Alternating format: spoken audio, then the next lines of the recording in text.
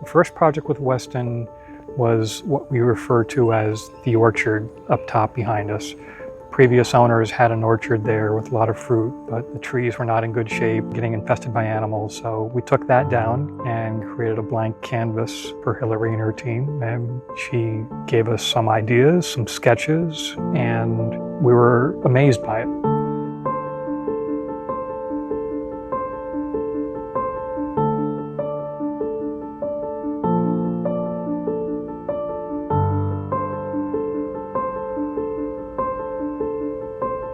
Having so much fun with that first one. That was the springboard for additional projects. The trust grows after the first project. You're just thrilled by how well it came out. You give her a little more leeway on the next project. Maybe it's a 70-30 and then a 60-40. In this last project we did, she had a vision for a Japanese woodland garden. Because of the trust that she had established over the years, we probably had the least understanding before we kicked it off of what it would end up like.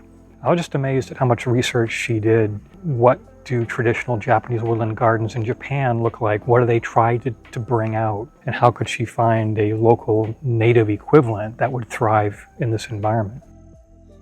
The deck is probably the most important room of the house, and you can see almost all the beds from there, and it's, let's go sit up and have a glass of wine up on the orchard bench. Or let's go for a walk out back. So there's little destinations in these different garden beds that we put in that draw us out here. When friends and family come over, they want to see what the last project was. I think we've been with Hilary for at least 4 years. 5 projects she's done over those 4 years.